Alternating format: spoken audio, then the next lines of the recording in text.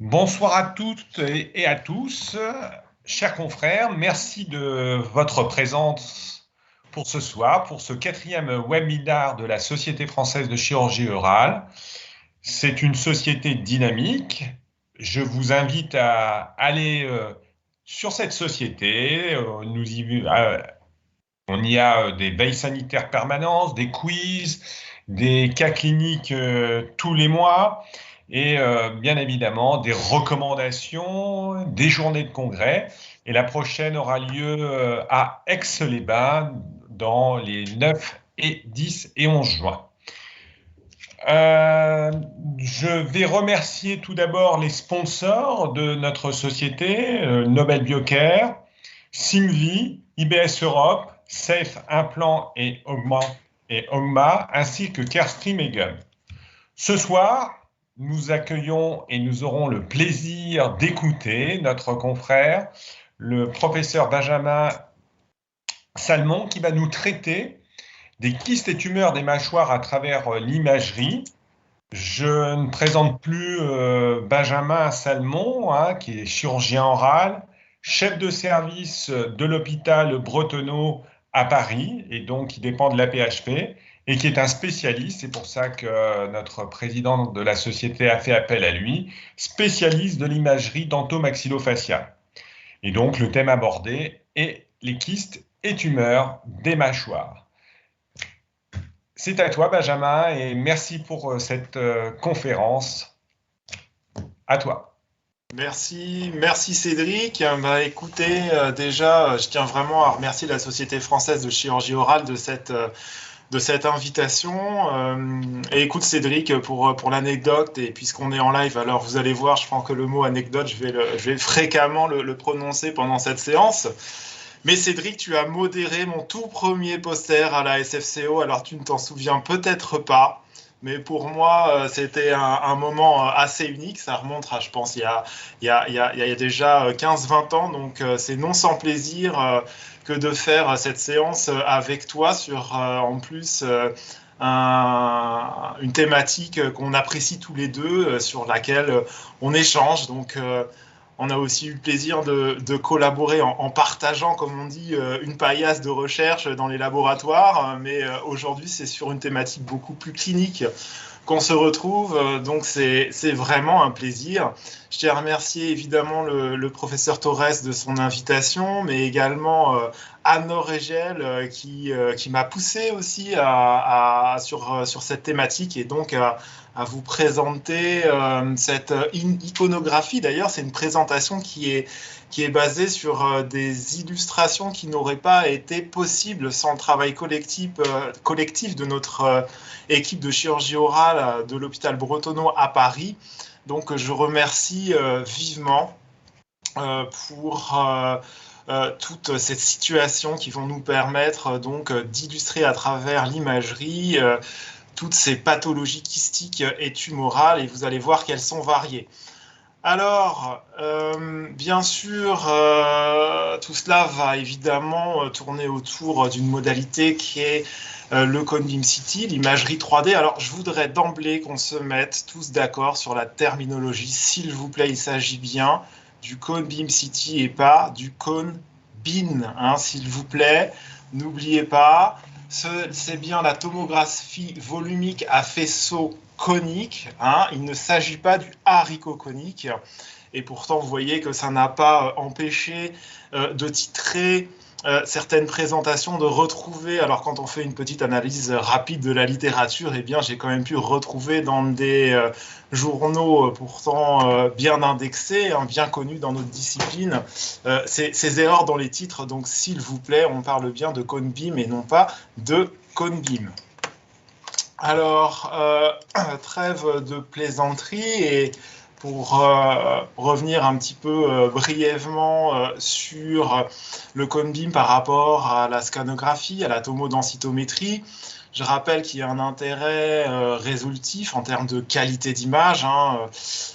Vous l'avez ici illustré par la restitution des micro-perforations du plancher sinusien ici, particulièrement bien rendu sur l'imagerie cone-beam. Par contre, on se rappellera que c'est une modalité qui est beaucoup plus bruitée et avec un moins bon contraste, enfin plus précisément une résolution de contraste qui est inférieure, hein, et donc qui reste inadaptée pour les tissus mous ou les examens injectés. Alors, pour illustrer mes propos et cet aspect qualité d'image, eh bien voilà une première situation clinico-radiologique avec ici, vous voyez, un remaniement osséeux fibreux qui est hétérogène, qui déforme le maxillaire gauche. Le voici ici à un autre niveau de coupe, coupe axiale à un niveau supérieur, avec à gauche la tomodensitométrie et à droite le cone-beam. Et ici, dans des reconstructions parasagittales, où vous retrouvez une restitution de ces régions périapicales et latéro-radiculaires qui sont beaucoup mieux rendues sur le cone-beam.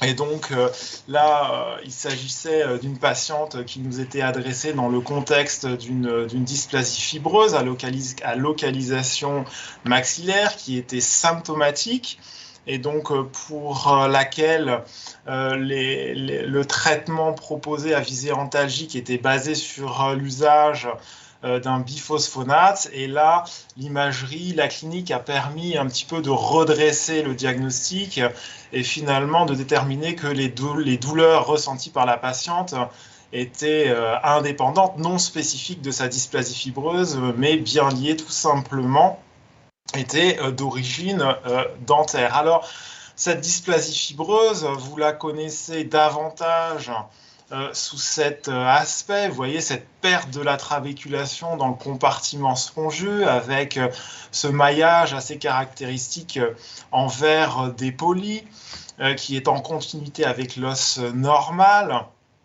Dont vous avez des formes monostotiques, c'est-à-dire uniques, ou polyostotiques dans le cas de syndrome. Alors, si j'en reviens aux avantages, à une comparaison entre les modalités cone-beam et tomodensitométrie, je rappellerai aussi que le cone-beam permet quand même une réduction des artefacts métalliques, hein, vous le voyez ici dans la restitution de ces plaques d'ostéosynthèse. Par contre, on peut avoir des artefacts cinétiques qui sont augmentés tout simplement parce que le temps d'acquisition peut être plus long et le patient moins stable qu'en décubitus dorsal sur un examen tomodensitométrique. Donc, d'ailleurs, tous ces aspects d'artefacts métalliques, hein, puisque c'est vraiment une des limitations de la technique, hein, notamment en implantologie, dans le suivi des implants, bon, ça a fait l'objet de beaucoup de travaux et de recherches de mon équipe et moi-même. Intérêt donc du cone-beam dans cet aspect. Alors, ce que je vous demanderais de retenir un petit peu comme message clé sur la modalité, c'est vraiment la notion du champ, ce champ que l'on choisira le plus adapté possible à l'indication, puisque un petit champ va vous permettre d'augmenter la résolution, mais aussi de considérablement réduire la dosimétrie. Donc, on aura tout intérêt à réduire le champ. Alors, si je vous parle de tout ça, c'est parce que lorsque cette modalité d'imagerie est apparue, son intérêt dosimétrique a été aussi mis en avant et donc il peut être intéressant pour le suivi dans le temps et notamment les contrôles post-opératoires en substitution au scanner classique à rayon X. Alors voici un autre exemple ici d'une volumineuse ostéolyse agressive d'allure hétérogène. Vous voyez qu'on retrouve des septa osseux intralésionnels. Donc il s'agit ici d'un granulome central à cellules géantes et dont vous voyez le suivi en post-opératoire qui est ici, qui se fait ici donc par cone-beam CT, où vous retrouvez en l'occurrence un défect osseux apparent. Il est assez difficile de savoir si c'est de nature séquellaire, fibreux, est-ce que c'est une récidive. Donc finalement, c'est le facteur temps et le suivi dans le temps qui va donc nous permettre de déterminer s'il y a un caractère évolutif ou séquellaire, une récidive de cette lésion. Donc là, dans le doute, on s'est tourné sur l'IRM où vous avez un hypersignal T2 et un rehaussement après injection de produits de contraste. Et là, encore une fois, l'IRM ne permet pas non plus de trancher et ça va être le suivi dans le temps. Ici, avec, vous voyez, une IRM qui a été demandée 6 mois et qui est strictement comparable et superposable, non seulement en T2, mais aussi donc dans la section,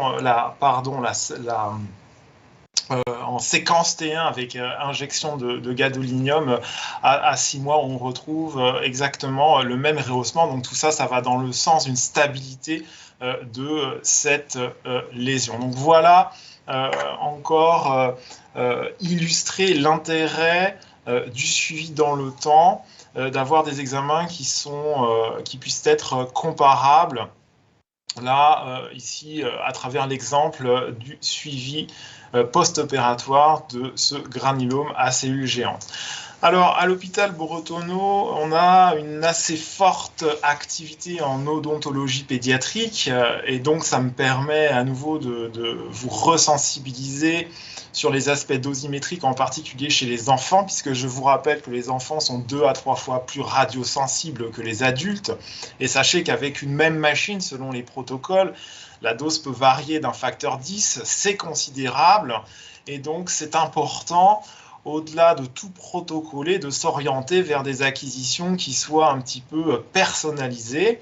Alors, j'imagine que tous ici, vous êtes à jour de votre attestation de formation en radioprotection, à renouveler tous les 10 ans, comme vous le savez. Et donc, je vous rappelle que le deuxième pilier fondement de la radioprotection, c'est l'optimisation. Et que cette optimisation a été formalisée par cet acronyme ALARA qu'on a tous en tête, où finalement l'optimisation, ça va être obtenir l'image au prix de la dose la plus limitée. Alors on a proposé de faire un petit peu évoluer cet acronyme qui n'est pas forcément évident à mettre en pratique en clinique. Et donc, certes, on doit diminuer la dose, mais le but, c'est d'obtenir des images qui soient intéressantes d'un point de vue diagnostique, qui doivent satisfaire ces objectifs diagnostiques, et donc en ajustant les protocoles en fonction de l'indication et en tenant compte du patient. Et donc, tout ce changement de paradigme a été relayé au niveau européen et international. Donc, on en est ravis. En tout cas, gardez en tête qu'on doit vraiment optimiser nos acquisitions chez les enfants. Alors, voilà un premier exemple donc d'une image ostéolytique pure, bien délimitée, homogène, et comme vous le voyez, qui s'attache à la jonction amélo-sémentaire de cette incisive centrale qui a été refoulée en position horizontale. C'est assez classique de la présentation d'un kyste péricoronaire dont la prise en charge est avant tout ortho-chirurgicale. Donc là encore, avec nos collègues pédodontistes, on va travailler en équipe en repoussant les limites de l'anesthésie locale grâce aux méopas, aux approches comportementales dérivées de l'hypnose médicale. Donc, pour donner toutes les chances à ces dents de pouvoir les remettre sur l'arcade. Voilà un autre exemple assez proche dans sa description qui touche ici donc une prémolaire dont voici l'imagerie en coupe, qui répond à la même description radiologique, une discrète soufflure, ici une vestibuloversion du germe, avec une prise en charge qui a consisté en une énucléation de la formation kystique, et là aussi un collage en vue d'une traction orthochirurgicale. Alors, troisième situation, toujours la même description radiologique avec cette fois-ci un germe qui est linguoversé. Vous voyez la situation de l'apex qui vient littéralement fenestrer la corticale vestibulaire. Et là, je dois dire qu'on a essayé d'avoir une approche encore un petit peu innovante, toujours d'être dans la perspective d'être le plus conservateur possible. Et là, ce qui a été pensé et qu'on a conduit avec d'ailleurs nos deux internes du semestre précédent, Constante Lagadic et Margot Pinanac, vous voyez à droite de l'image, avec qui on a réalisé finalement une énucléation extraorale de ce kyste péricoronaire, et puis on a réimplanté le germe en étant évidemment bien précautionneux au niveau du bourgeon apical. Et donc je vous présente déjà ici l'évolution favorable de la réimplantation de ce germe à 6 mois. Alors, à travers ces premières situations cliniques, ces premières images, on n'y coupe pas. Il faut aborder cette classification un petit peu indigeste de l'OMS qui reprend donc les kystes et tumeurs ici bénignes des mâchoires. Alors, j'ai essayé de vous présenter les choses de manière assez didactique. Alors, on va déjà, dans cette classification, retrouver les kystes odontogènes inflammatoires, les kystes odontogènes de développement. On va retrouver les kystes non odontogènes. Et puis s'ajoutent les tumeurs bénignes des mâchoires, odontogènes épithéliales, épithélio-mésenchymateuses, mésenchymateuses. Et à cela s'ajoutent les tumeurs bénignes des mâchoires non odontogènes, donc osseuses et cartilagineuses, cellules géantes et fibroseuses. Alors, je vous rassure, on ne va pas toutes les revoir dans la soirée. Et puis, nous en avons déjà abordé 3, puisque nous avons déjà parlé des kystes odontogènes de développement type kyste péricoronaire d'antigère folliculaire. Je vous ai montré un exemple de granulome central à cellules géantes et déjà une lésion fibro-osseuse à travers donc la dysplasie fibreuse. Alors, si on continue à travers ces pathologies, voilà une image qui a interpellé Ludovic Sicard, notre chef de clinique, bien délimité, festonné, vous voyez, localisé au niveau de la branche montante, avec un amincissement des corticales, pas de rupture.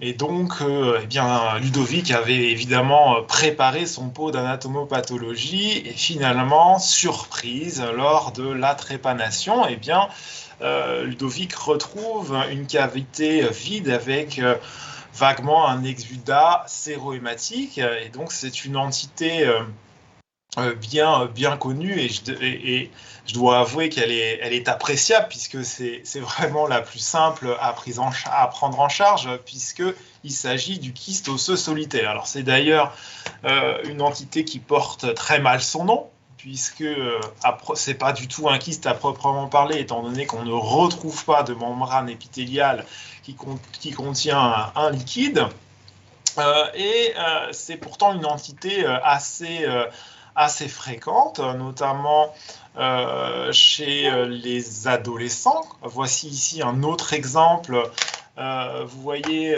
avec l'apparition à 2 ans d'intervalle, avec de manière concomitante à un traitement orthodontique de cette lésion radioclaire homogène piriforme qui vient se projeter en interradiculaire. Et on retrouve un discret amincissement aussi de la corticale vestibulaire, et la trépanation, pareil, qui est ici à vocation finalement diagnostique, va conduire à l'observation d'une cavité osseuse déshabitée. Alors bien sûr, dans les diagnostics différentiels, il faudra évoquer d'autres pathologies, comme vous voyez ici un kyste périodontal latéral qui là aussi est venu s'insinuer entre deux dents, avec un effet de masse de déplacement sur ces dents. Et ici une soufflure un petit peu plus importante de la corticale. Alors évidemment, à préciser, si je reviens sur ma diapositive d'avant, à ces images doivent être corrélées la clinique et bien évidemment les tests cliniques, en particulier le test de sensibilité pulpaire, sachant que toutes les dents dans ce cas répondent au test de sensibilité pulpaire, et que c'est essentiel pour faire le diagnostic différentiel avec les lésions d'origine endodontique. Donc j'ai pu vous montrer l'exemple d'un kyste périodontal latéral qui avait donc été opéré par le docteur Anne-Laure Egel, et ici je vous en montre un exemple un petit peu plus limité dans son extension, et il illustre bien, encore une fois, le diagnostic différentiel avec ces lésions d'origine endodontique et ce critère de test de sensibilité pulpaire, de réponse de test au froid, est vraiment indispensable pour le diagnostic différentiel.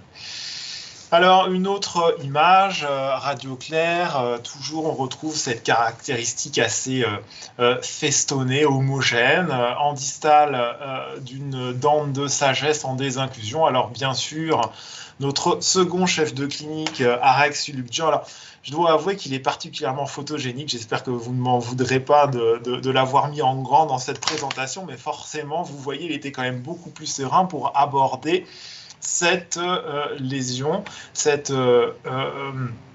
donc ce kyste essentiel. Alors,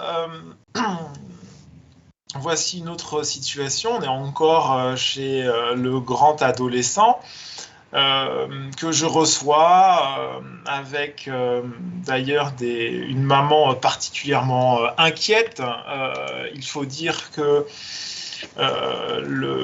un praticien lui avait à la vue de cette image, alors encore une fois, qui répond à cette description. Alors ici on a une image radio claire. Si on regarde bien, elle est peut-être très très discrètement hétérogène, mais enfin c'est quand même assez difficile à dire, sans déformation. On retrouve un caractère un petit peu festonné, mais quand même centré sur l'apex, encore une fois des dents qui sont vivantes, et une maman vraiment assez consternée et très très inquiète pour son fils, à qui donc on propose devant ce tableau clinique l'avulsion des 3 dents, une ostéotomie, une reconstruction osseuse préimplantaire, etc. Bon, je dois avouer que mon premier diagnostic, mes premières orientations diagnostiques allaient aussi vers donc ce kyste osseux, ce kyste essentiel. Et bon, lors de la trépanation, eh bien, ma surprise était que là, la cavité n'était pas vide. Et la démarche, évidemment, a été donc de biopsier ce contenu pour un examen anatomopathologique qui finalement conclura à une dysplasie sémento-osseuse focale, donc une lésion fibro-osseuse sur laquelle nous aurons l'occasion de revenir un petit peu plus tard dans la présentation. toujours dans cette même région anatomique, également ici chez l'enfant. Une autre image soufflante que vous voyez ici plus volontiers hétérogène. Encore une fois, c'est discret, c'est des microcalcifications irrégulières et dispersées. Néanmoins, ici, on a affaire à une lésion, à une pathologie de croissance beaucoup plus rapide et déformante. Et l'anatomopathologie conclura à un fibrome ossifiant dans sa forme juvénile. Alors, si je reviens à ma classification et plus particulièrement finalement à l'immense majorité des pathologies que l'on retrouve, qui sont finalement ces kystes inflammatoires radiculaires, latéro-radiculaires, qui représentent 90% de ces pathologies. Bon, on va retrouver dans leur traduction radiologique classique des lésions, encore une fois, radioclaires, homogènes, bien délimitées, à contenu liquidien, arrondi, qui vont ici refouler le canal mandibulaire. Donc ici, une double lésion qui a pu être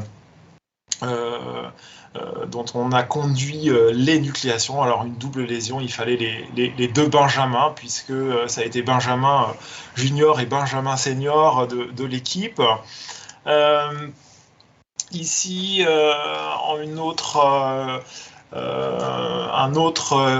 kyste inflammatoire radiculodentaire qui est beaucoup plus volumineux. Vous voyez son extension qui est expansif. Vous voyez l'importance des soufflures. Alors ensuite, on peut discuter de la prise en charge chirurgicale, énucléation, décompression, marsupialisation, etc. Toujours est-il que ces kystes vont avoir un effet soufflant lorsqu'ils sont, comme ici, à projection intrasinusienne. Vous allez retrouver ce liseré d'ostéocondensation périphérique qui est caractéristique, que l'on retrouve sur les reconstructions coronales et sagittales, qui forment cet aspect de coque osseuse qui va individualiser ces kystes inflammatoires de la cavité sinusienne et qui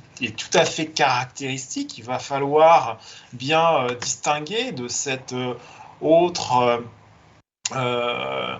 formation arrondie radioclaire, là sans d'ailleurs rapport avec les dents et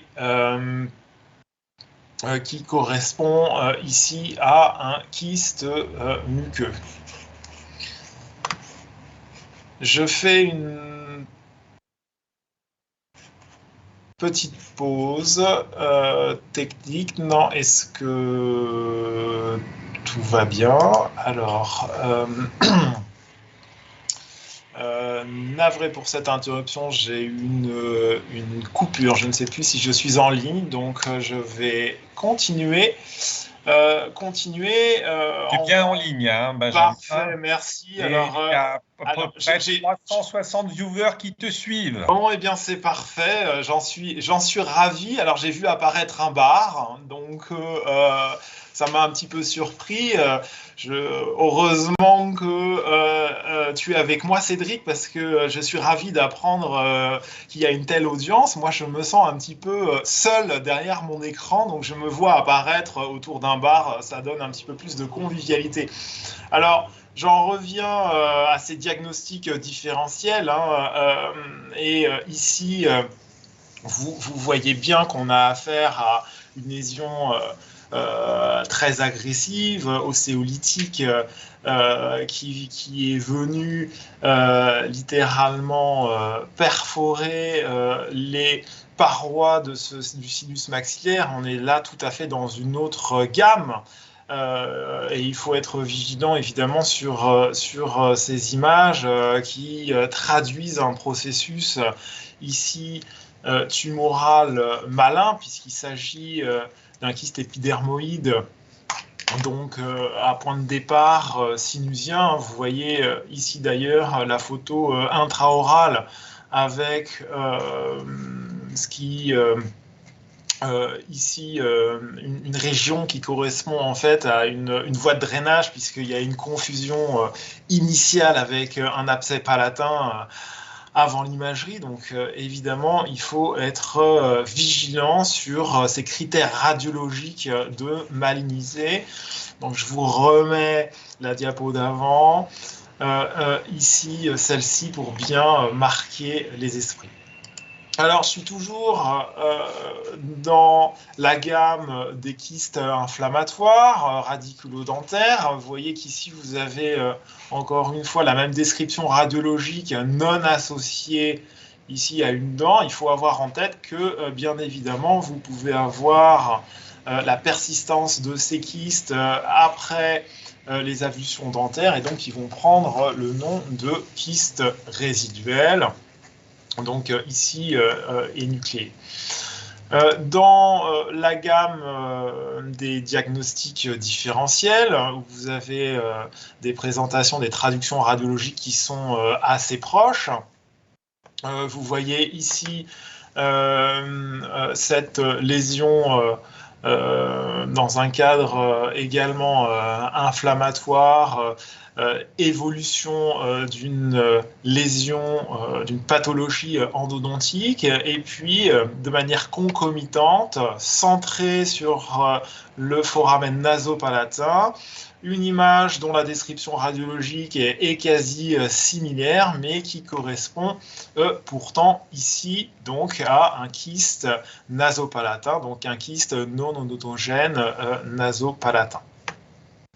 Alors, je continue dans la classification d'OMS 2017. J'espère la rendre un petit peu plus digeste à travers l'imagerie et aborder cette autre situation clinique où vous retrouvez cette lésion radioclaire.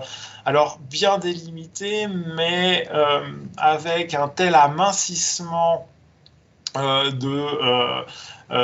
des osseuses, enfin des limites osseuses, que donc on peut s'interroger sur la persistance de parois osseuses. Est-ce que ces parois sont perforées? Alors il faut bien comprendre qu'on est aussi à la limite de résolution du cone beam, et que par effet dit de volume partiel, vous pouvez avoir finalement une disparition de ces parois qui ne sont plus restituées.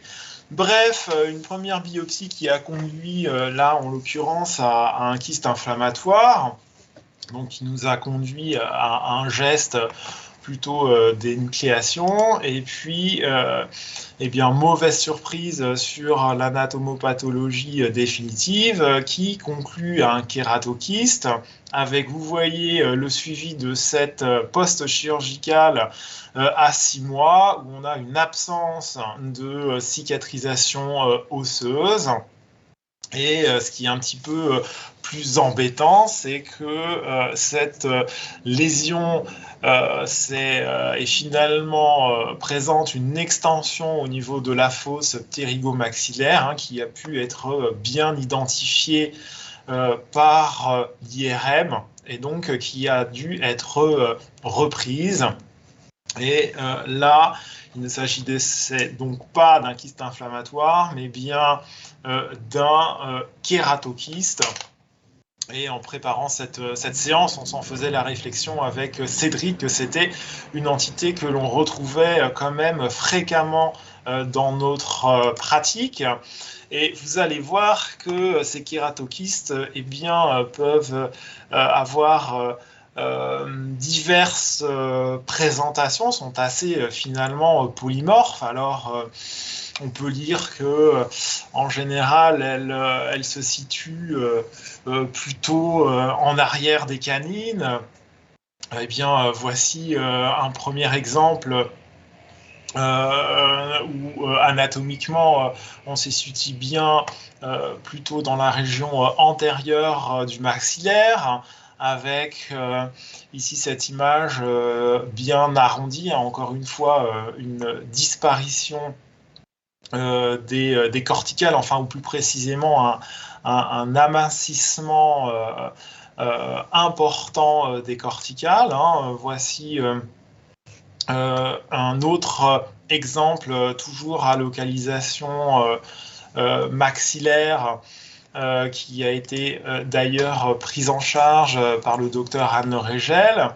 On retrouve cliniquement un contenu qui est très kératinisé, qui est caséeux, blanchâtre, hein, visqueux, assez caractéristique. Alors là encore, ce qui est important, c'est le diagnostic différentiel.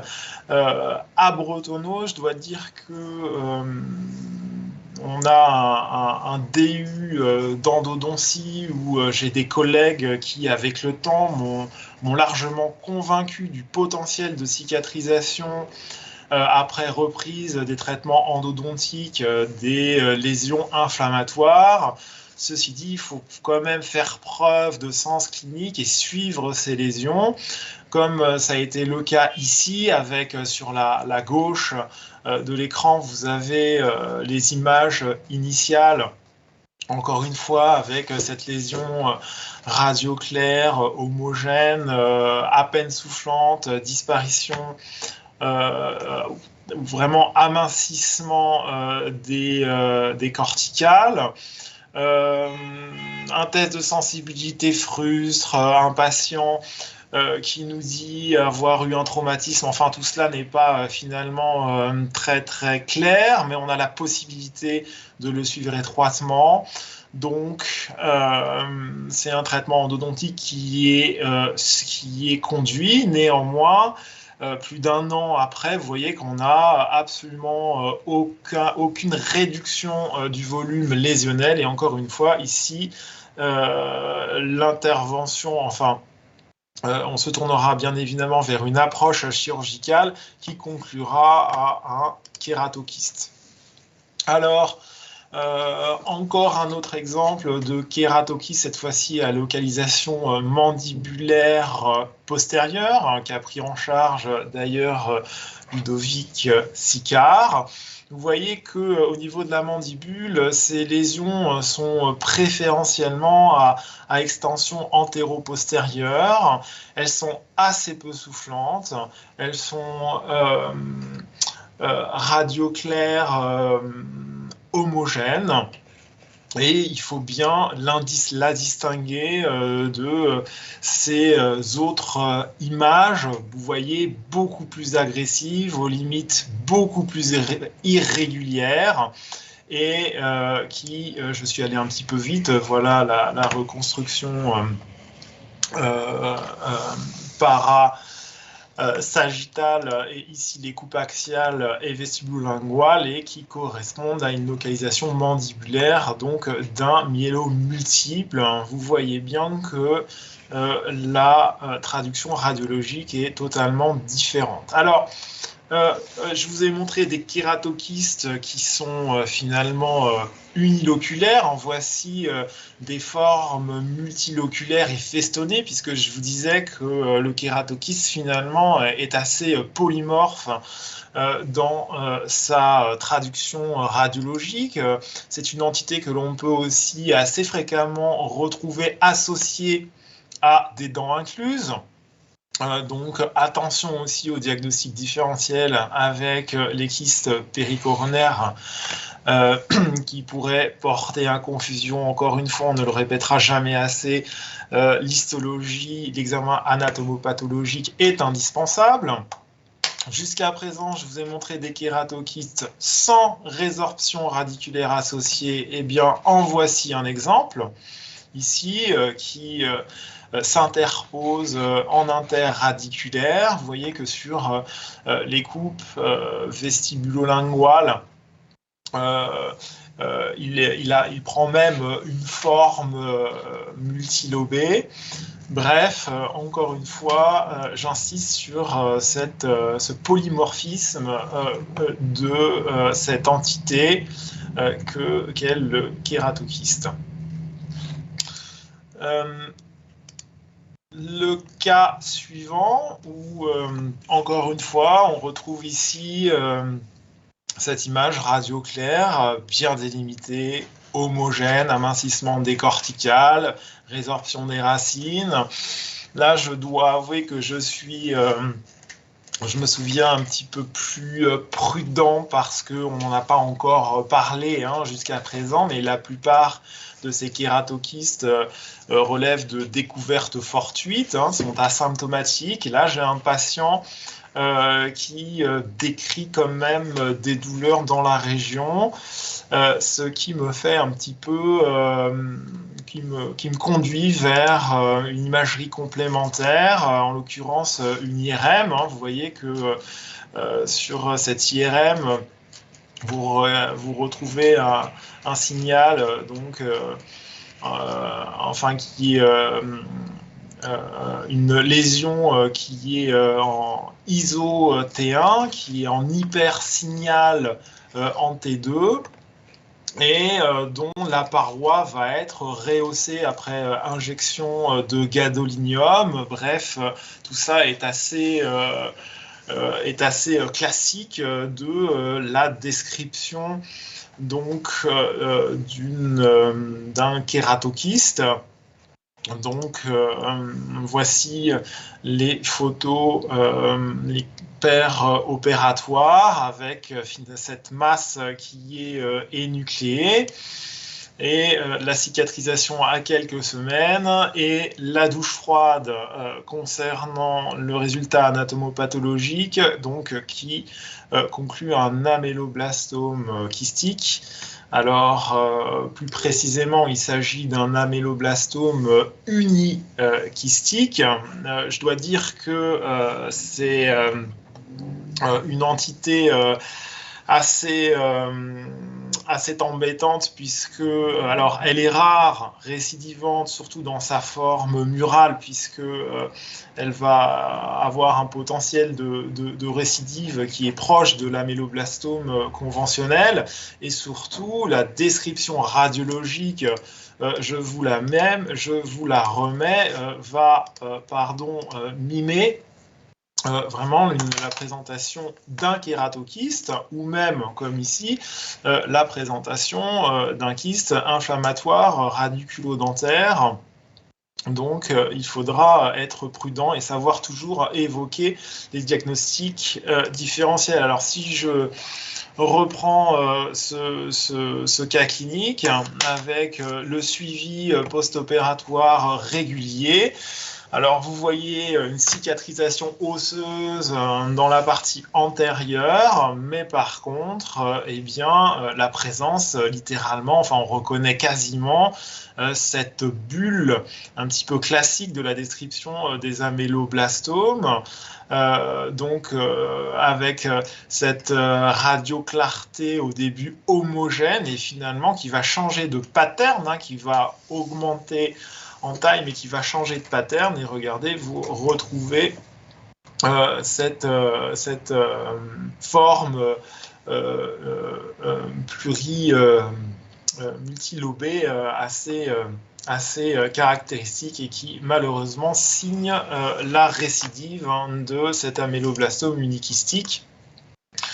Alors là-dessus, je pense que c'est vraiment intéressant de pouvoir s'appuyer sur l'IRM. C'est vrai que c'est une modalité que l'on a encore vers laquelle on se tourne, à mon sens, encore insuffisamment, ce qui a été lié à des difficultés d'accès. mais auquel il faut penser. Ceci dit, l'IRM n'est pas non plus si spécifique de ces lésions, puisque en l'occurrence, sur le cas en présence, elle n'a pas été discriminative par rapport à un kératokys. Alors il y a d'autres séquences intéressantes, mais j'avoue que je n'ai pas vraiment le temps de l'aborder, mais on pourra éventuellement en discuter un petit peu plus tard lors des échanges. Alors j'avance parce que le temps passe et je suis bavard, hein, donc surtout Cédric, n'hésite pas à moduler. C'est un sujet évidemment intéressant, donc il faut que je reste néanmoins dans le timing. Alors, une autre situation, on retrouve, on est à nouveau chez l'enfant avec, vous voyez, cette fistule cutanée qui est ici en rapport avec une molaire en désinclusion, et radiologiquement on retrouve, et c'est caractéristique de cette pathologie, on retrouve associé à la face vestibulaire de la première molaire donc cette radioclarté qui est surinfectée ici, et cette surinfection elle se traduit par une réaction périostée ici que vous retrouvez sur la face vestibulaire, et donc qui correspond au kyste de la furcation. Donc, il y a aussi une autre entité qui a été précisée dans la dernière classification de l'OMS. Et voilà un article de référence si vous voulez en savoir un petit peu plus. Alors, on a beaucoup parlé et présenté des images radioclaires. On peut évidemment rencontrer, il faut savoir les décrire, hein, des images mixtes, hein, comme ici cette image radioclaire à contenu calcifié, hein, qui est associée à une dent incluse. Alors, vous remarquerez que contrairement au kyste péricoronaire, hein, cette image ne vient pas s'attacher au niveau de la jonction amélo-sémentaire. Et donc, face à cette image, on va pouvoir évoquer différentes hypothèses diagnostiques qui vont correspondre à ces images mixtes, de tonalité mixte, hein, comme le kyste odontogène calcifié, la tumeur odontogène adénomatoïde, la tumeur odontogène épithéliale calcifiée ou le fibrome améloblastique. Et bien sûr, c'est l'anapathe qui va nous permettre de faire le diagnostic, et en l'occurrence, il s'agissait donc d'une tumeur odontogène adénomatoïde. Alors, je vous montre ici, puisqu'on était dans les diagnostics différentiels, l'exemple d'un fibrome améloblastique, hein, qui se traduit ici radiologiquement par ce contenu radio-opaque avec un halo radiotransparent, assez peu de déformation, l'association ou le refoulement de germes. Et en fait, précisément, c'était un odontome complexe qui était associé à un fibrome améloblastique, dont vous pouvez aussi avoir des associations de ces différentes pathologies. Donc ça me permet d'introduire une entité qui est très fréquente et qui correspond donc aux odontomes, comme le cas qui vous est présenté ici, donc mis en évidence dans le contexte d'un retard d'éruption. Bien sûr, l'imagerie face à un retard d'éruption, c'est un des premiers réflexes à avoir, hein, pour comprendre quel est l'obstacle mécanique, en l'occurrence, hein, qui peut être à l'origine donc de ce retard. Et ici, donc, vous retrouvez une image qui identifie parfaitement des tissus minéralisés. On retrouve une densité améllaire, une densité dentinaire, et donc qui est caractéristique d'un odontome, hein, qui est finalement une forme d'amartome.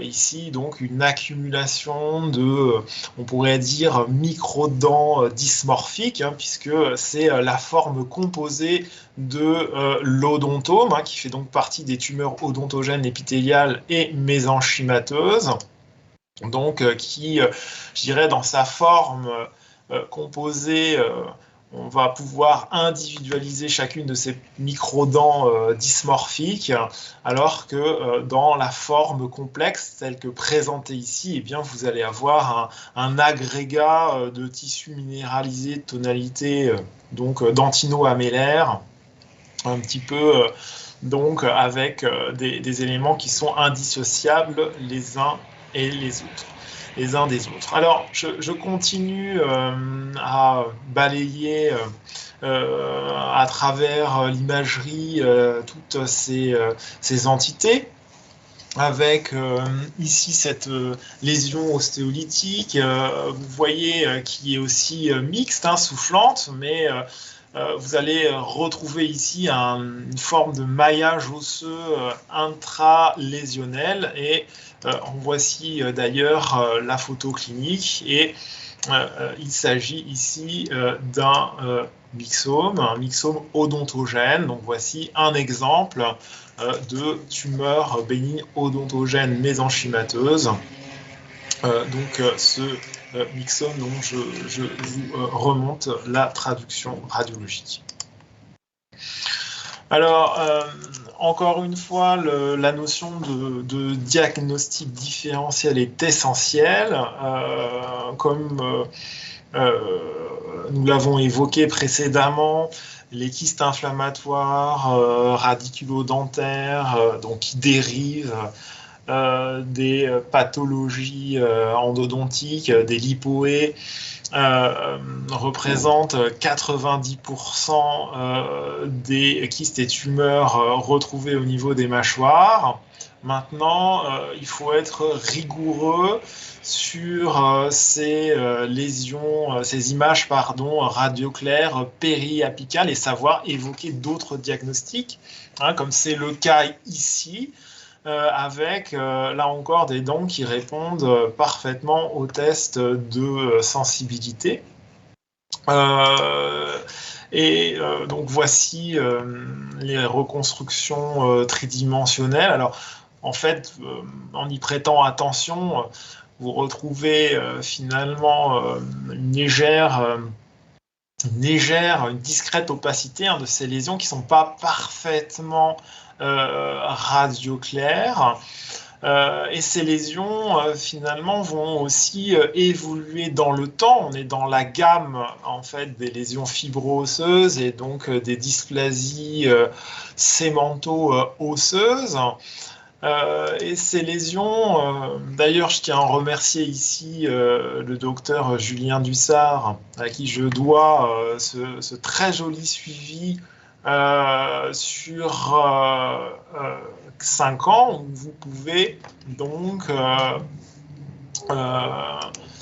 suivre l'évolution de ces lésions qui vont se minéraliser progressivement dans le temps. Hein, je vous remets le cliché les images de 2016, hein, et donc les images de 2021, et donc qui correspondent à ces dysplasies sémento-osseuses florides qui initialement vont simuler des lésions d'origine endodontique du fait donc de leur radioclarté pure, et puis progressivement vont se minéraliser. Alors le diagnostic est assez simple quand on les connaît et que ces lésions sont présentes de manière multiple, hein, puisqu'elles correspondent donc aux dysplasies sémento-osseuses dans leur forme floride, hein, comme vous le voyez ici, où les 4 cadrans vont être touchés. Donc là, le diagnostic est assez simple.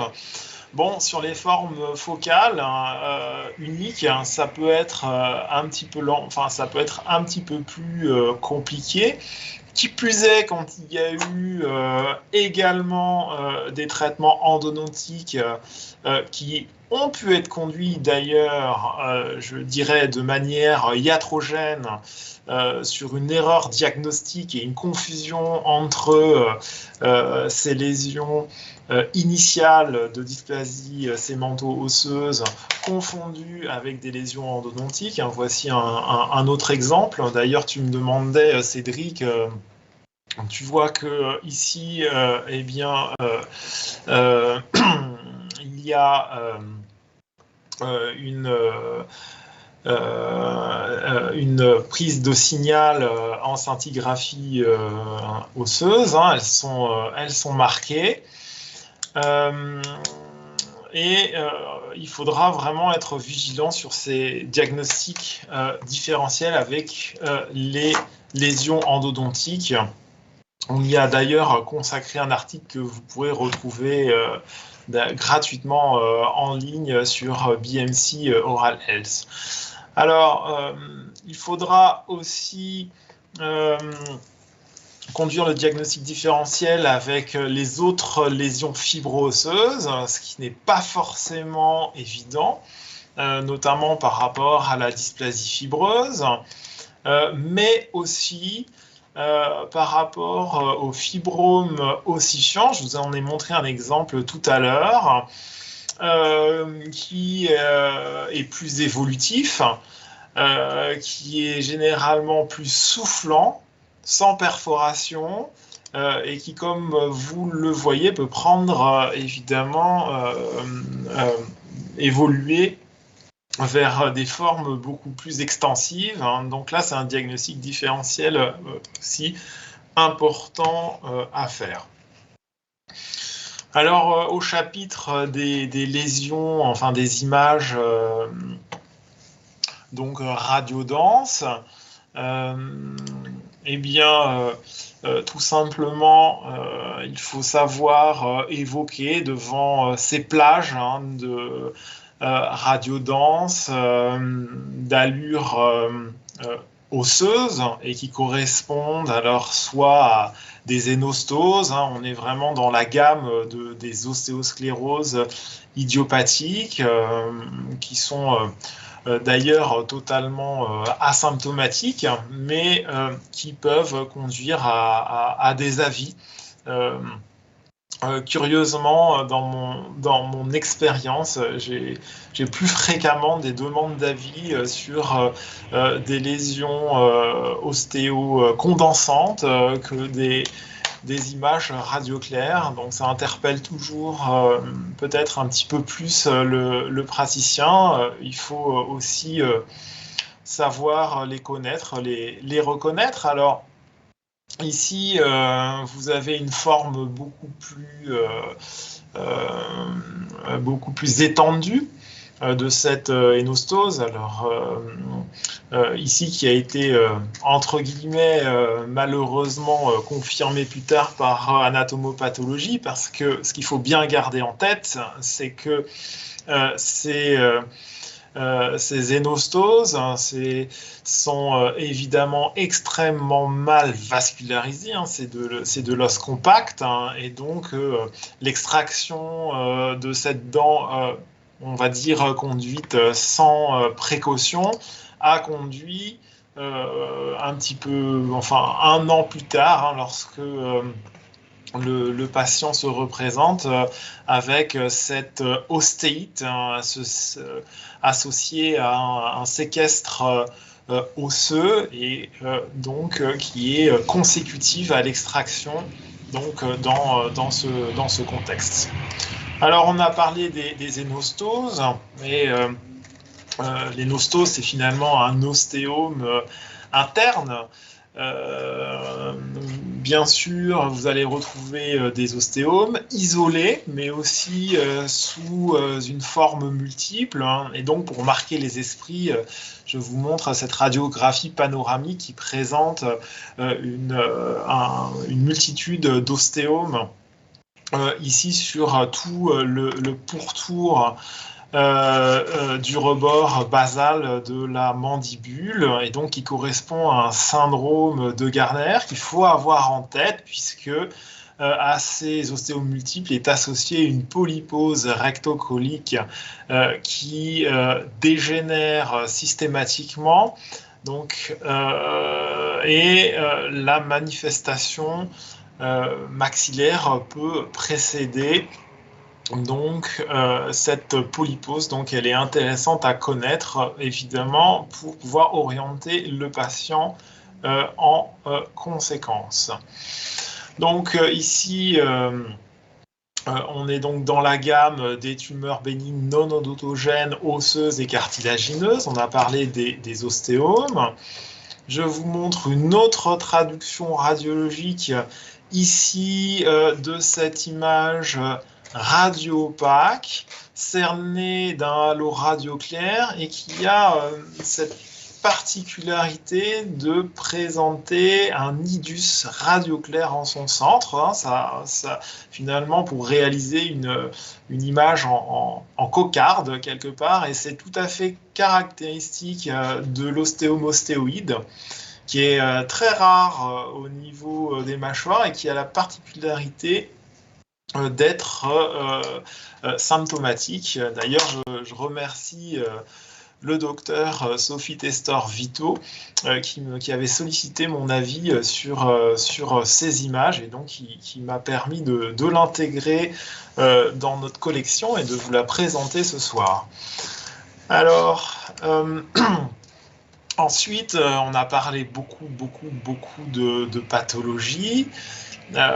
Ici, je vous montre encore une image qui pourrait vous surprendre avec ces lacunes quasiment, comme on dit, à l'emporte-pièce. Alors, avec une localisation, vous voyez, classique sous le canal mandibulaire et le rebord basilaire de la mandibule. Donc je pense que ça doit évoquer chez vous le diagnostic d'une variante de la normale. Par contre, ici, vous avez également une seconde lacune sur le bord postérieur de la branche montante. Mais c'est exactement la même manifestation là.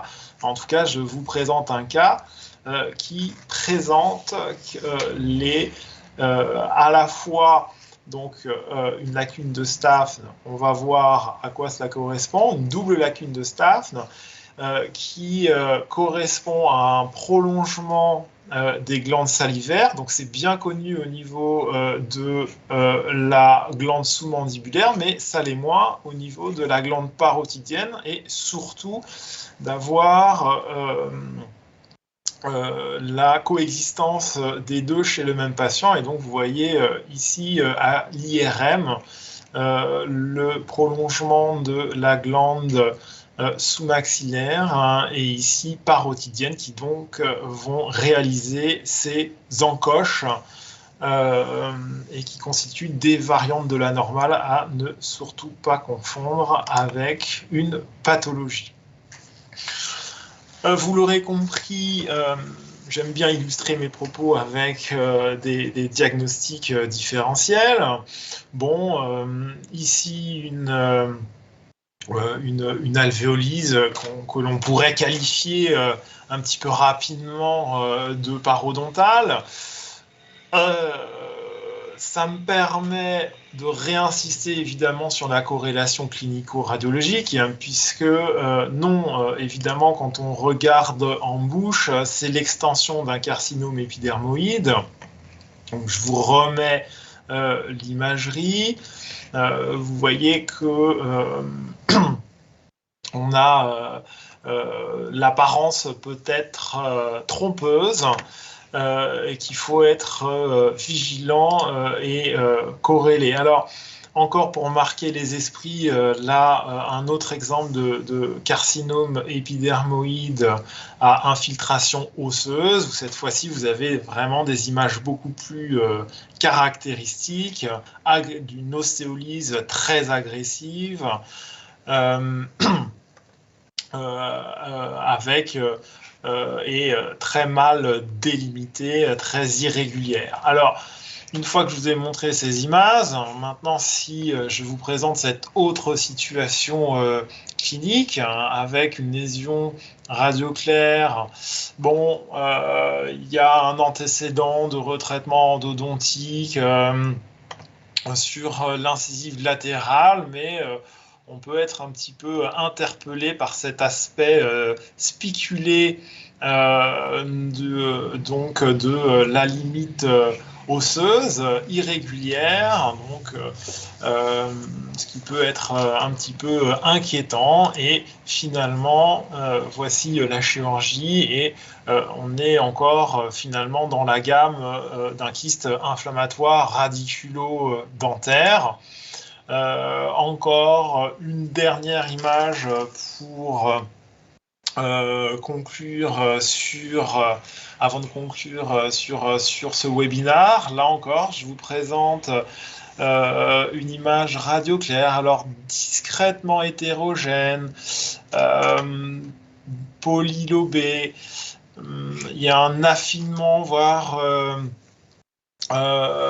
peut-être une perforation de la corticale vestibulaire. Bref, et là encore, l'anatomopathologie conclura à un kyste inflammatoire radiculodentaire bénin. Donc, vous voyez que finalement, vous avez une diversité incroyable des traductions radiologiques de ces entités qui sont assez peu spécifiques. Il faut savoir évidemment corréler avec la clinique, peut-être s'appuyer sur des modalités d'imagerie complémentaires. Il faut prendre le temps de décrire correctement ces lésions. C'est vraiment la radiosémiologie pour vous aider dans l'orientation diagnostique. Alors, j'ai mis l'histologie à le dernier mot. Oui, certes, hein, vous voyez, je vous ai montré des exemples et des contre-exemples. Il ne faut pas hésiter non plus à échanger avec l'anatomopathologiste, lui fournir aussi les imageries croisées avec la clinique parce que il y a aussi des doubles lectures de l'âme qui peuvent être demandées pour préciser des diagnostics. Et évidemment, je crois qu'on ne le répétera jamais assez, l'importance du test de sensibilité pulpaire pour faire le diagnostic différentiel entre les lésions d'origine endodontique et donc toute la gamme très riche de ces kystes et tumeurs bénignes des maxillaires. Je vous remercie de votre attention. Je vous ai aussi mis mon adresse email benjamin.salmon@aphp.fr. J'essaye d'être réactif et bien évidemment, je crois que tous ceux qui travaillent avec moi le savent, j'adore les belles images, donc je suis toujours ravi de donner un avis. Donc, si dans votre pratique, vous êtes confronté à une image un petit peu déroutante, en tout cas, ça sera avec plaisir et dans la mesure de mes compétences que je vous donnerai un avis. Cédric, et puis écoute, je crois que je te laisse la parole. J'espère que j'ai à peu près respecté le timing. Oui. Merci beaucoup, Benjamin. Un très grand merci pour cette magnifique présentation avec une très, très riche iconographie. Et je tiens à souligner quand même la prouesse de ce soir, car tu as pu balayer une très très grande partie de la pathologie des maxillaires, bénigne et maligne, en une quarantaine de minutes.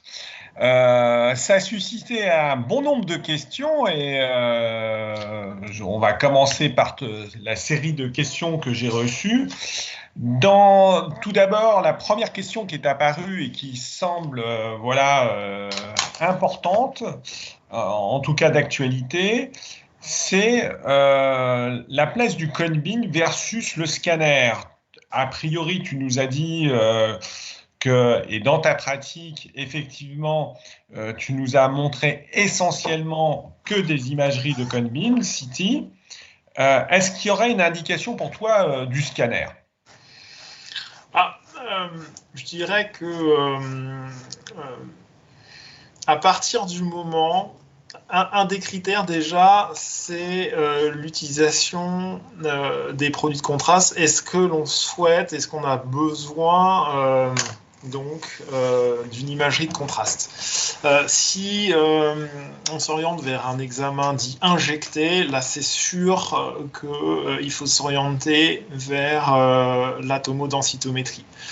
Maintenant, pour une analyse stricte des tissus minéralisés, donc de l'os et des dents, le Conbim est tout à fait pertinent. Donc je pense aussi que progressivement, on switch vers le Conbin pour l'exploration de ces pathologies kystiques et tumorales bénignes, hein, bien évidemment, à partir du moment où, même à l'étape de l'imagerie 2D, on a des critères radiologiques qui nous orientent vers la malignité. Là, le Conbin n'est certainement pas une modalité adaptée là-dessus, il faut être très clair. Bon, ensuite, il y a l'aspect qualitatif, la taille de champ, hein, en fonction des possibilités des machines. Évidemment, l'interprétation, puisque je vous rappelle que la rédaction du compte-rendu est obligatoire. Donc, il y a une autre raison à bien limiter la taille du champ à l'indication. J'ai parlé de l'amélioration de la qualité, j'ai parlé de la réduction de la dose, hein, mais il y a aussi finalement le temps dévolu à l'interprétation. Donc effectivement, il faut savoir s'orienter vers une modalité plus adaptée.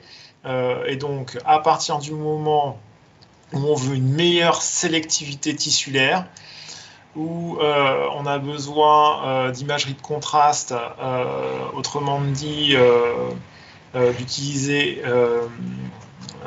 des examens, de recourir à des examens injectés, ou qu'on a besoin de la composante tissu mou, parce que ces pathologies peuvent aussi s'étendre vers les tissus mous. Là, c'est évident que le Conbin, qui est incapable de discriminer une composante liquidienne d'une composante, tissulaire de manière suffisante, donc sera inadapté.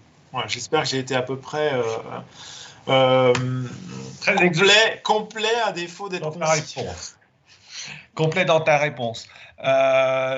Autre question qui en découle, indication de l'IRM. Tu nous as montré là, par exemple, que tu l'utilisais dans certaines indications.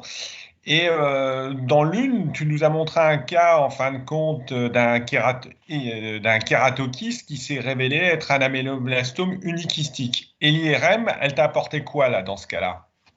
Eh bien, là, en l'occurrence, elle ne m'a rien apporté parce qu'il manquait une séquence, qui est une séquence de diffusion, qui, en l'occurrence, n'avait pas été faite, alors que normalement, elle est plutôt protocolée. Et donc, la diffusion peut avoir un intérêt pour discriminer le kératokyste de l'améloblastome, enfin en tout cas dans sa forme unikystique, puisque l'améloblastome conventionnel, je ne vous en ai pas montré, mais on a un petit peu tous en mémoire cette image caractéristique en bulle de savon extensive, etc. Et c'est à mon sens, et dans notre pratique, c'est vraiment sur l'entité sur laquelle il faut être méfiant, c'est l'unikystique, parce que là, le problème, c'est que on l'opère de manière avec une approche qui se veut conservatrice, et donc généralement par énucléation ou énucléation appuyée. Enfin bon, ensuite on pourrait débattre de l'approche chirurgicale des kératokystes, mais en tout cas, on va plutôt être conservateur tout de même actuellement. Malgré le taux de récidive, etc. Bon, c'est pas du tout la même chose sur l'améloblastome unikystique, surtout dans sa forme murale, puisque là, il a un taux de récidive qui est similaire au folliculaire. Donc, bref, en termes de spécificité, les séquences conventionnelles T1, T2, T1 GADO, enfin avec injection donc de produits de contraste. On a des présentations donc d'IRM qui sont similaires, c'est-à-dire que concrètement, ça vous met en évidence une entité avec un contenu liquidien. Et si vous n'avez pas de composante tissulaire, l'IRM ne va pas être discriminante. Donc, il faut faire des séquences complémentaires. D'accord. Donc, pour résumer, en fin de compte, ça te permet de faire un distinguo sur une image radio-claire essentiellement entre une lésion qui sera plutôt de nature kystique d'une tumeur plutôt solide. Exactement, voilà. Okay. On peut pas mieux dire, puisque ça c'est une information qu'on a beaucoup plus difficilement en cone-beam quand on a besoin de pouvoir discriminer une composante tissulaire d'une composante liquidienne. Il faut se tourner vers l'IRM.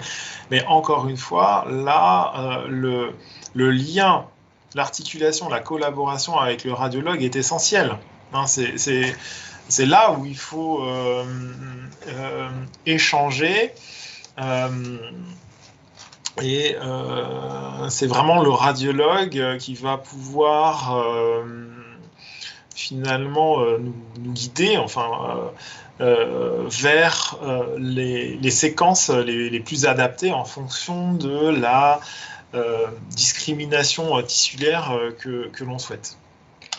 Est-ce que tu aurais un livre à conseiller justement sur l'imagerie IRM? On connaît pas mal de livres sur l'imagerie CBCT et puis classique 2D sur la pathologie maxillofaciale. Est-ce que tu as un ouvrage à conseiller sur l'imagerie IRM? En français, il y a l'ouvrage du docteur Nadine Martin-Duverneuil, qui est neuroradiologue, voilà, qui est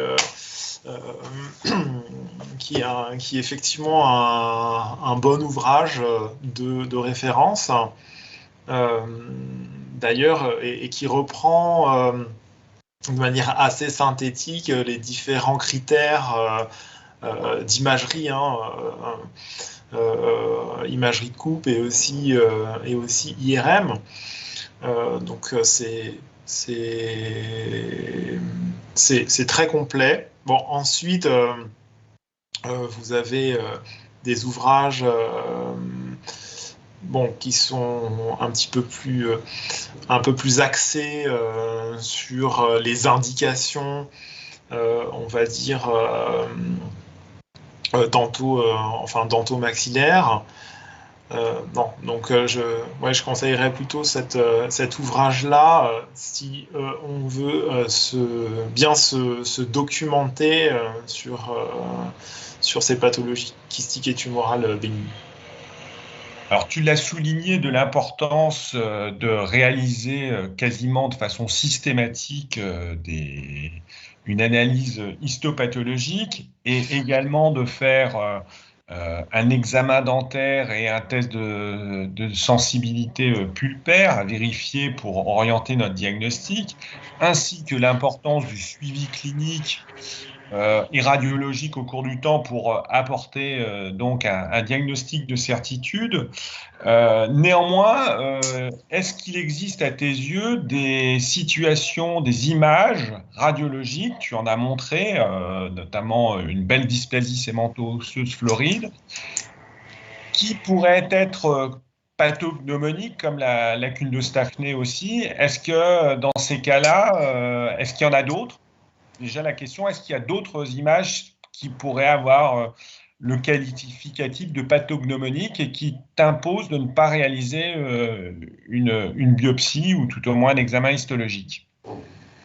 Alors, sur les lésions, typiquement les lésions fibro-osseuses, alors tu as parlé très justement de la dysplasie sémento-osseuse et dans sa forme floride. Là, c'est sûr que...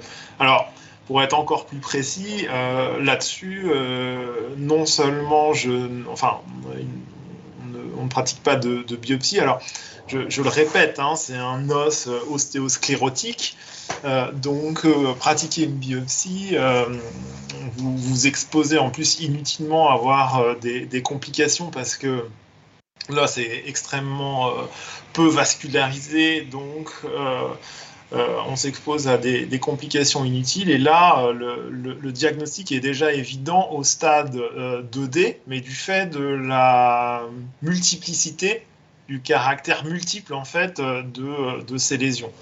Hein, encore une fois, il faut revenir toujours à la description fine de ces lésions, le contenu, le contenant, l'impact sur l'environnement. Est-ce qu'elles sont uniques ou multiples? Et donc, c'est ce faisceau d'indices qui va évidemment vous orienter vers les diagnostics. Ensuite, donc, sur toutes ces gammes de lésions fibro-osseuses, je dois dire qu'en première intention, je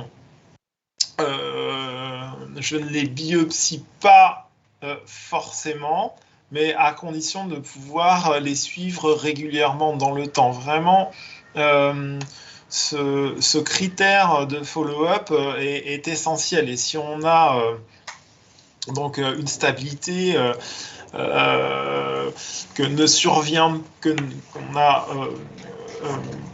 pas d'évolution vers une soufflure ou une extension, par exemple, c'est des lésions en fait, des lésions qu'il faut simplement surveiller, qui sont redevables en fait d'un contrôle radiographique régulier.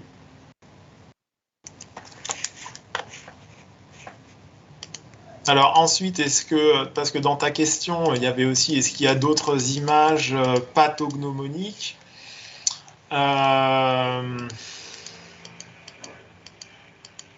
Écoute, moi j'avoue que plus ça va, et plus je suis devenu prudent, parce que finalement, dans mon expérience, et je l'avais appris comme nous tous pendant nos études, on nous avait bien expliqué qu'il y avait peu de spécificité de l'imagerie et c'est vraiment le cas. Donc, je réfléchis comme ça, mais non, je ne crois pas qu'il y ait vraiment d'autres images parfaitement pathognomoniques.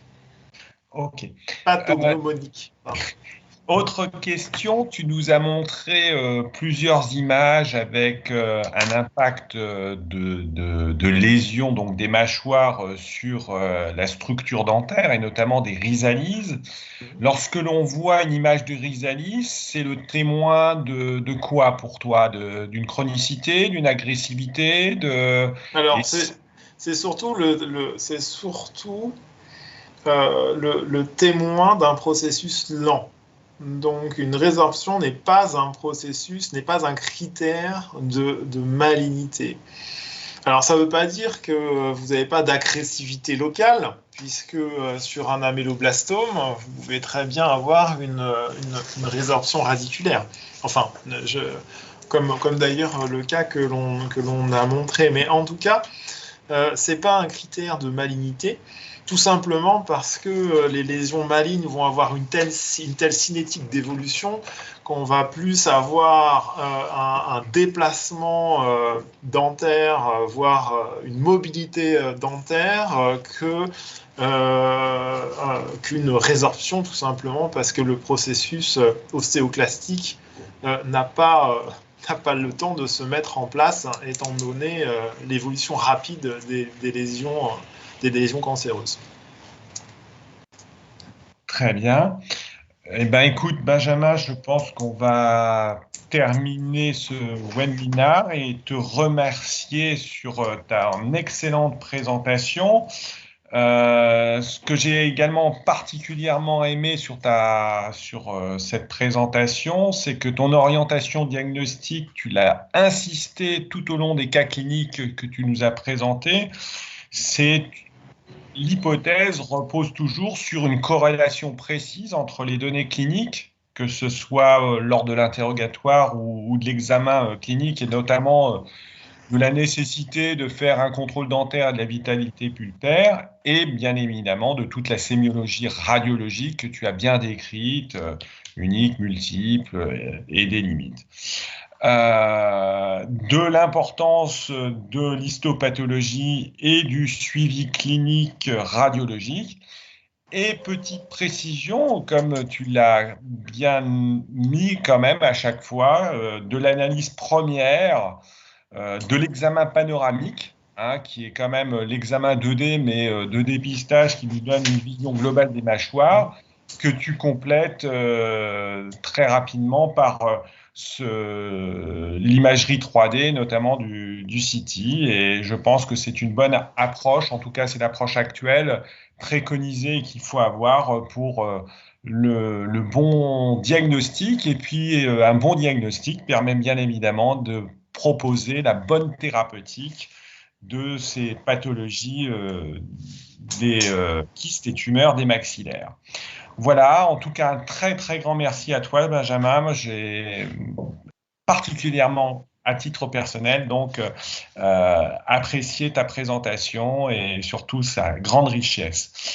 Avant de nous quitter, je voudrais rappeler que notre société, la Société française de chirurgie orale, a un congrès au prochain congrès, les 9, 10 et 11 juin, dans une station thermale qui est à Aix-les-Bains et dont le sujet sera le tissu osseux en chirurgie orale. Donc, on en a parlé sur le côté pathologique, mais je pense que lors de ce congrès, il y aura tout ce qui sera traité sur les régénérations osseuses et je vous invite à venir nous rejoindre. Notre société est une société active et dynamique et elle également présentera une séance à l'ADF sur les avancées numériques en chirurgie orthodontique le mercredi 23 novembre à 14h et 15h30 et seront présentées toutes les innovations actuelles au niveau chirurgical et notamment les guides CFAO, les corticotomies et tout ce qui est transplantation. On me demande également de vous inviter, enfin de prendre note, que le prochain webinaire de la société aura pour thème quelles règles juridiques et déontologiques pour la communication avec un avocat spécialiste du sujet, maître Luc-Marie Augagneur, et on aura cette information dans quelques semaines. Enfin, bien évidemment, notre société ne peut vivre que par ses adhésions et je vous invite à venir nous rejoindre et à adhérer à notre société. Et vous pouvez tout simplement visiter notre site et adhérer sur notre page web, donc sociétéchirurgieorale.com. Enfin, ces webinars ne pas ont lieu et sont présents uniquement parce que nous avons le soutien de sponsors et on tient vraiment à les remercier. Et donc, nous remercions Nobel Biocare, Simvi. Simvi, c'est le nouveau nom de la société Zimmer Dental et de Biomet. Hein. Donc, Simvi, IBS Europe, Safe Implants Ogma et bien évidemment Kirstream qui qui indirectement pouvait être mis en lumière puisque nous avons parlé de Conbin et d'imagerie et au niveau de l'hygiène buccale, la société Gun. Voilà. Et juste pour terminer, il faut aussi remercier à la technique ce soir Jérôme et son site Eugénol pour toute cette fluidité et cette organisation en amont.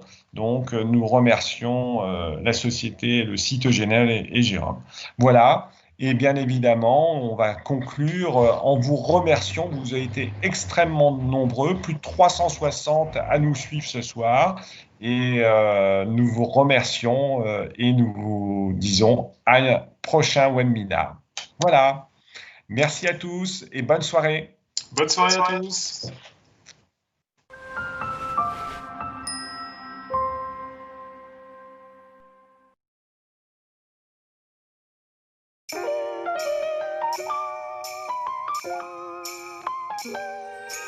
Thank you.